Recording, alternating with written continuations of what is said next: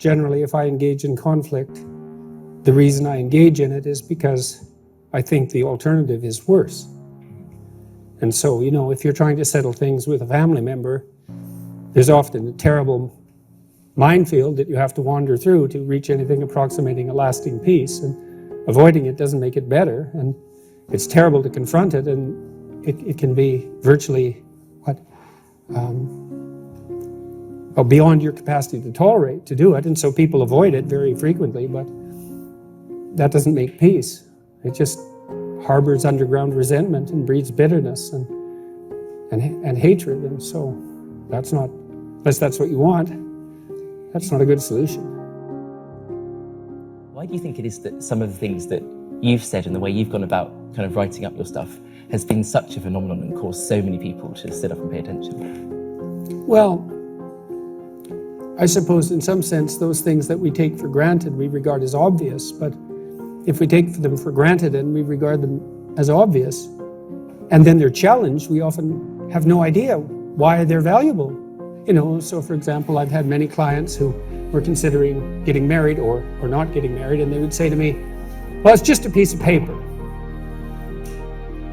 And they thought that was a pretty good argument. And that's not a good argument at all. That's an argument that's so shallow that you hardly know where to begin. But, if someone comes up to you on the street and says, defend marriage, it's like, well, what do you know? It's like, how are you going to do that? It's so obvious that it's defensible that you don't have the arguments at hand. I mean, you're not a legal philosopher. And so people who do that, they think they're intelligent because they can put you on the spot. And merely the mere fact that you can't articulate a claim you share with almost everyone in some traditional sense doesn't mean either that you're stupid or that the principle itself is invalid. It just means that we tend not to discuss all those things we agree upon. It doesn't mean they're without merit. So the rules, I've been criticized, my books have been criticized, well, they're, self-help, and I think, well, I'm actually not contemptuous of that, so that criticism doesn't bother me. My clinical practice, many of my clients were brought to whatever philosophical understanding they had through so-called self-help books, and if they were reading books, that's not so bad. And what were they trying to do, improve themselves? How pathetic is that? And then to pander to an audience that needs self-improvement. It's like, well, so yes, the rules were obvious, but the reasons for them weren't. And so I think the reason the books were popular, or one of the reasons, is that I tried to make a case for why these hypothetically simple, axiomatic, propositional statements were neither simple nor obvious, and why they were also necessary. And people like to be walked through the whole process of the thought that underlies the claim, let's say.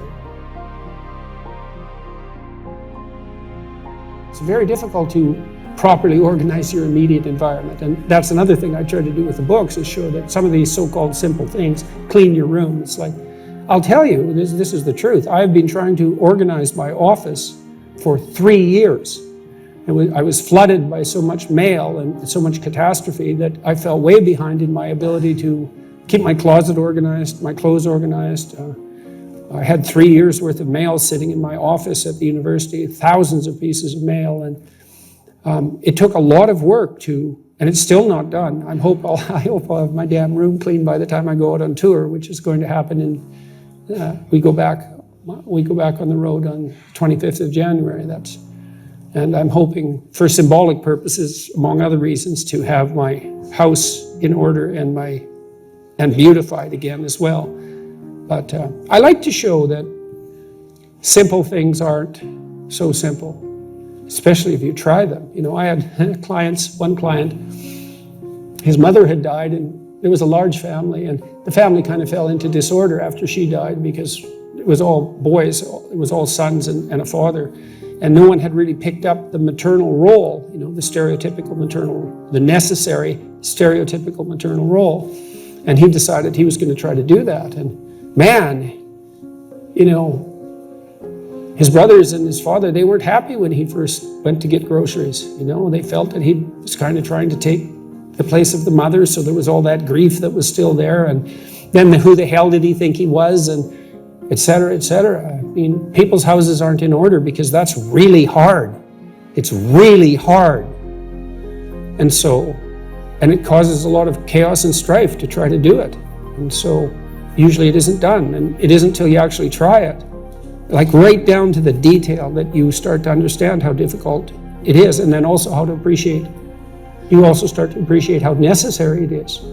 So it's fun shedding light on that sort of thing, and the non-triviality of the ordinary. And part of the reason I concentrate on the individual is because I don't think the things we do are trivial. If you think the things you do are trivial, then you're either bringing a trivial attitude towards them, or you're doing things that you're not doing the things you should be doing, or you're not framing the situation appropriately.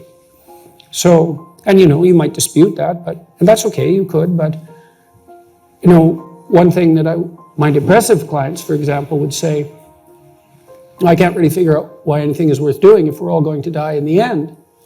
It's like, it's fair enough. But I said, I think it was last night at my lecture, I said, if a baby's crying in front of you and you know it's cold or hungry, you don't cease to attend to its distress because the sun is going to envelop the earth in 4 billion years. You think, that's not a good excuse. Well, why not? Why not use that time frame? And your instinctive answer is, well, that's just not the appropriate time frame. And so I would say, well, if you have the the habitual inclination to apply to your own life a time frame or an evaluative framework that reduces what you're doing to meaninglessness, then you should consider whether or not you're using the wrong time frame. Right? If it all of a sudden becomes meaningless, pointless, you're suffering in the work you have to do, well, find a time frame that is appropriate, sufficient unto the day, let's say. That's a good start. The first question might be, why should you even bother improving yourself? And I think the answer to that is something like, so you don't suffer any more stupidly than you have to.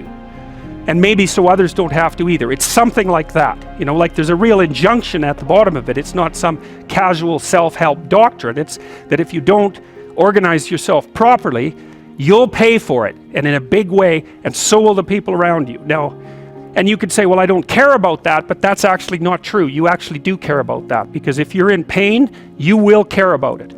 And so you do care about it, even if it's just that negative way, It's very rare that you can find someone who's in excruciating pain who would ever say, well, it would be no better if I was out of this. It's sort of pain is one of those things that brings the idea that it would be better if it didn't exist along with it. It's incontrovertible. So you get your act together so that there isn't any more stupid pain around you than necessary. Well, so then the question might be, well, how would you go about getting your act together? And the answer to that, and this is a phenomenological idea too, it's something like, look around for something that bothers you and see if you can fix it. So now you think, well, let's say you go into you can do this in a room. It's quite fun to do it just when you're sitting in a room, like a room, maybe your bedroom. You can sit there and just sort of meditate on it and think, okay, if I wanted to spend 10 minutes making this room better, what would I have to do? And you have to ask yourself that, right? It's not a command, it's like a genuine question. And things will pop out in the room that you like, there's a stack of papers over there that's kind of bugging you, and that maybe little order there would be a good thing, and there's some rubbish behind your computer monitor that you haven't attended to for like 6 months, and the room would be slightly better if it was a little less dusty and the cables weren't all tangled up the same way. And like if you allow yourself just to consider the expanse in which you exist at that moment, there'll be all sorts of things that'll pop out in it that you could just fix. And I might say, well, if you were coming to see me for psychotherapy, the easiest thing for us to do first would just be to get you to organize your room. You think, well, is that psychotherapy? And the answer is, well, it depends on how you conceive the limits of your being. And I would say, start where you can start. If something announces itself to you, which is a strange way of thinking about it, as in need of repair, that you could repair, then, hey, fix it. You fix 100 things like that, your life will be a lot different.